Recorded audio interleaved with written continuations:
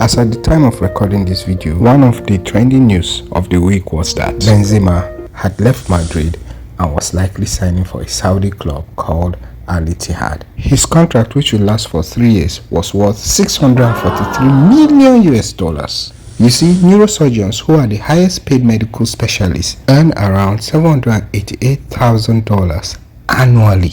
Most doctors don't get up to half of that. This means that Karim Benzema's wages are nearly 300 times more than that of the highest paid doctors in the world. Just imagine how much Messi will make if he makes such a move. Many people have voiced their concern as to why footballers get paid more than doctors and other health workers, and I will do my best to give you the answers in today's video. So let's not waste much time and start this video right away. Hello guys, I'm Dr. Tawat, a Nigerian medical doctor that works in Saudi Arabia. As someone that has left Africa, I can tell you how difficult it is to keep fit in developed countries. The reasons will be in another video. First, allow me to tie down this video in one way. We can't play ball. Yeah, evening we need to be fit.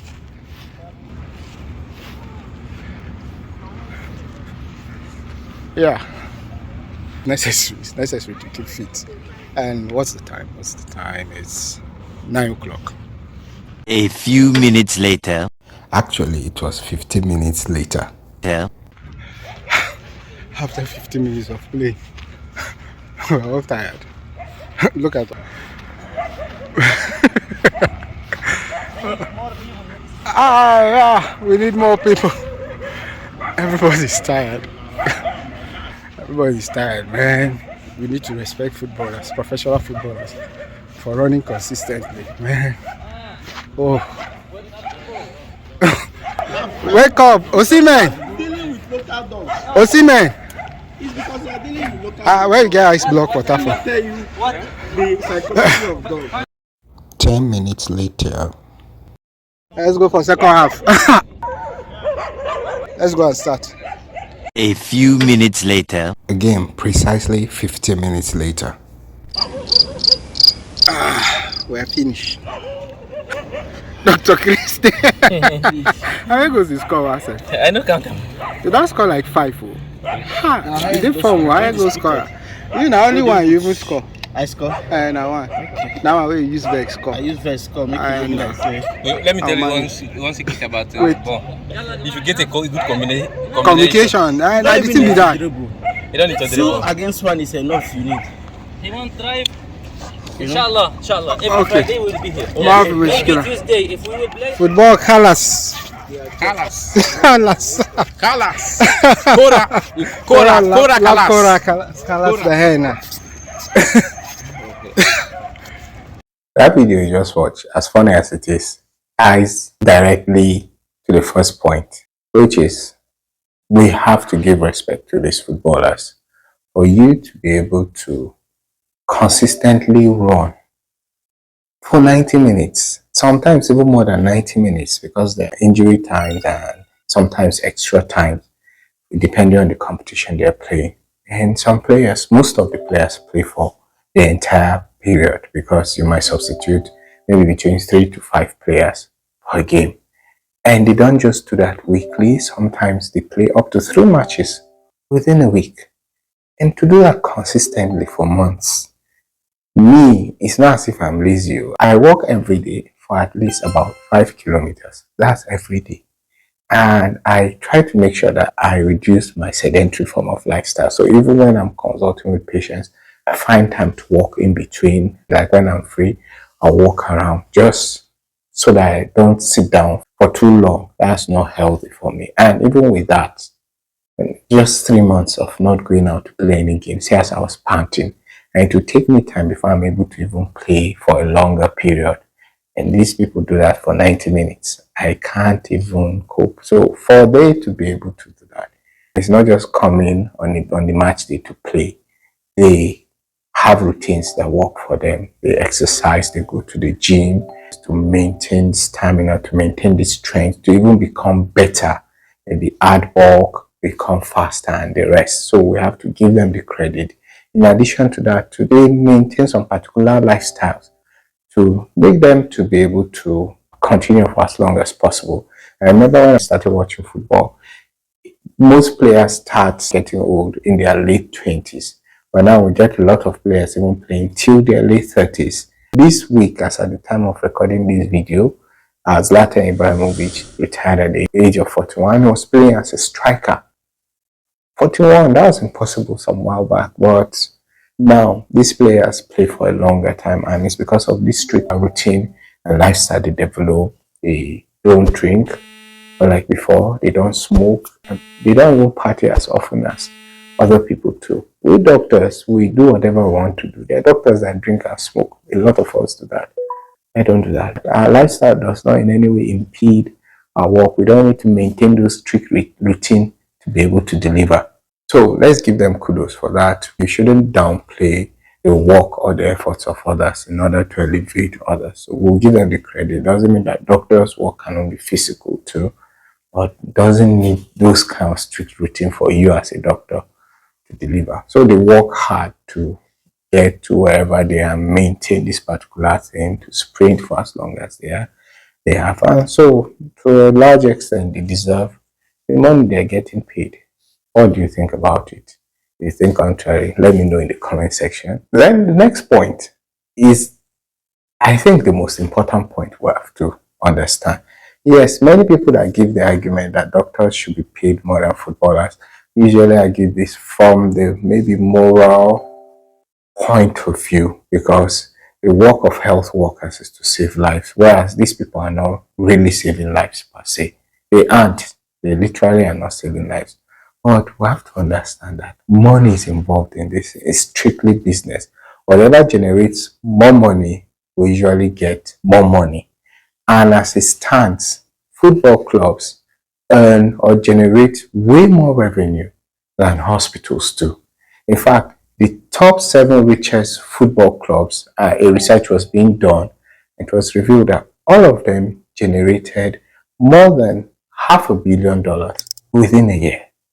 Man City was the highest with about 600 plus. I went through the internet to research, and even the top hospitals in the United States do not generate up to 10 million US dollars.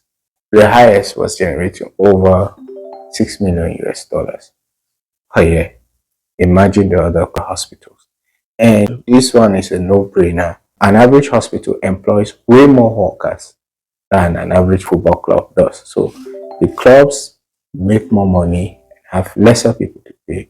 The hospitals make less money and have more people to pay.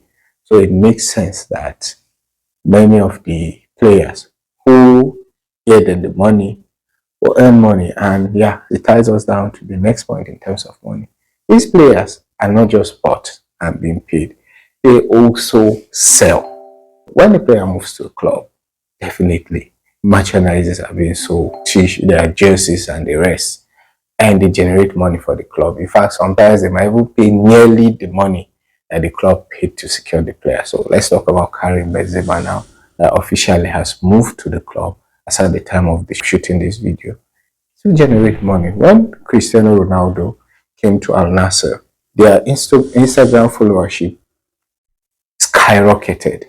Merchandises were being sold. He brought money to them. So it's business. From a business point of view, these players have star power and they deserve the amount of money that they are being paid for.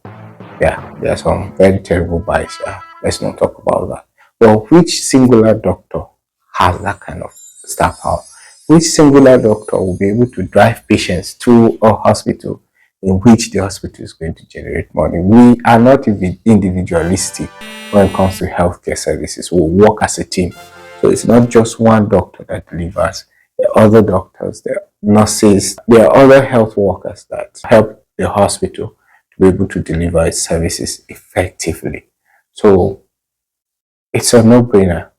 So because these players bring money to them, you would invest where you get money in return. These companies or individuals that are running businesses are not philanthropists. So they usually sow where they're going to reap. And we know that entertainment business is the richest so far when it comes to every form of business. And football is entertainment. Many people literally die for football. So This should be convincing enough. Yes, it's noble. We save lives. But men wouldn't give money back the way these clubs give money back to their investors. Then the last point is a very dicey one that we have to consider. You see, for one very successful footballer that we come to see, there are a lot of others that had failed. Significant number of people that failed, promising people that maybe didn't get lucky to be signed or some misfortune happened. But for most of us that get into med school, we graduate to become doctors. And most of us might not be rich, but somehow we get paid to be able to take care of our basic needs. Then most of these footballers that didn't succeed and have to find themselves doing something. Some play professionally and still didn't succeed, or they don't get paid as well as we think they do. So when you look at the number of footballers that eventually make it compared to those that started in the early period, maybe during their youth or childhood, they pale in comparison. Those that succeed, their number is little compared to those that they started with. So we have to understand that if we're using the best versions of these people to judge the average version of doctors or health workers, we're not also being fair. So that's life for you. We just have to accept it, that in as much as our work involves a lot of sacrifice, the two are not the same thing and shouldn't be compared hand in hand. As much as possible, I would love that we are appreciated more. The pay is not really encouraging, but it is what it is, and we'll just keep doing what we're doing. And many doctors now are finding alternate means to be able to take care of themselves, which is very okay. You can go and become a footballer, although it's too late for us to do that. So I hope with these 3 points of mine, you're convinced that the one that goes to footballers is okay. If you carry it to doctors, we might have to do better. So what do you think? Let me know in the comment section below. If you agreed with this, let me know too. If there's some points I left out, let me know in the comment section. If you disagree too, please let me know in the comment section. Don't forget to like this video if you enjoyed it, and share it with many skeptics or those that also believe. And if you're yet to subscribe, I'm Dr. Tawat, and I hope you subscribe to remain in this channel. Thank you, and I'll see you in my next video. Bye.